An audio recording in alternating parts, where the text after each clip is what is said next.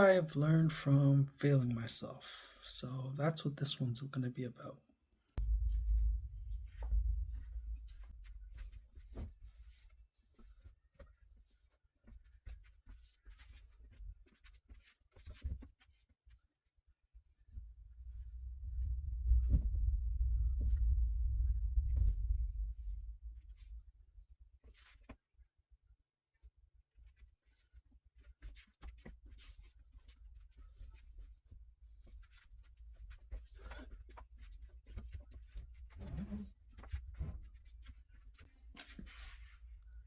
Well, what I learned from failing myself in the past was many things that I've learned.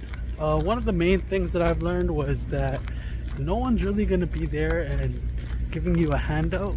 So if you're not really hard on yourself and you're actually not trying to stay the course, you're actually always going to end up failing because you don't try hard enough.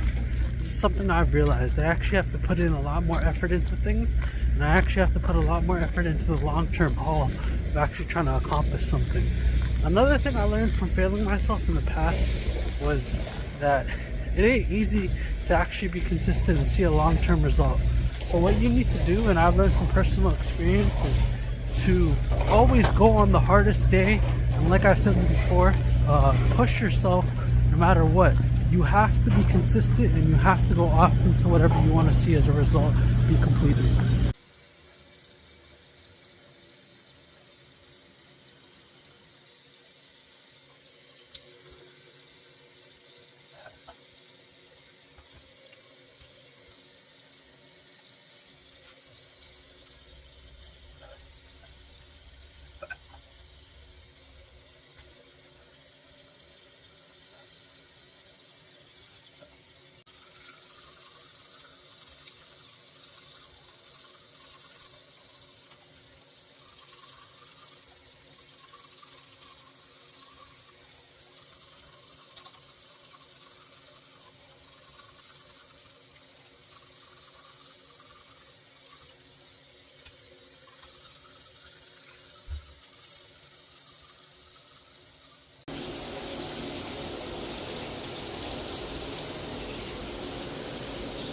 What's good? This is Just John O, and today I'm here to talk about what I learned from failing myself and what I actually want to actually get over and figure out as a hurdle for me. So what I learned from specifics were that nothing that actually compares into what not to do compared to what to do is something that I've learned. So I learned more so what not to do in certain scenarios when it came to success in anything I wanted to see compared to what to do is the biggest difference that I've noticed. And this goes into many factors. One of them being that what I learned was, for example, if I want to actually flourish and see my YouTube channel get better, I actually should have invested in better equipment. I should have invested in buying certain editing softwares and buying certain AI chats. So I could have actually even invested in a YouTube coach. So I could have actually progressed my channel much more. And overall, the quality of ideas when it came to my videos, that's something I've learned from failing myself in the past. And another thing that I've learned from failing myself in the past of what not to do is you shouldn't try to be too isolated and too socially not outgoing, and you should actually try and actually always reach out to a person, whether it be friends or etc. Now, this can always help because what I've learned from failing myself in that sense is that there's so many days that go by where I've had personal experiences where I can go days without even talking to friends. It's been even weeks and months sometimes, and it actually gets quite challenging. So what I would do is in the future, I'd actually start to reach out to people and start to organize certain activities I could do with them, whether I go play sports or go out and just hang out and have a conversation to clear my mind. Anything like that would actually be much more beneficial.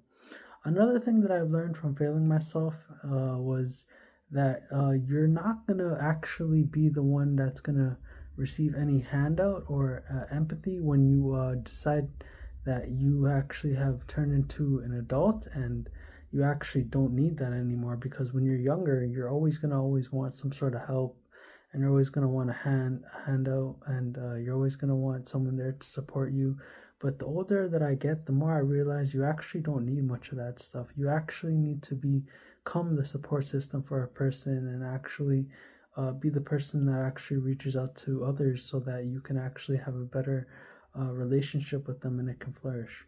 Anyways, don't forget to comment in the comment section below if this has happened to you, and what has happened to you if you've ever failed yourself. This is Just John O. Don't forget to like, comment, and subscribe.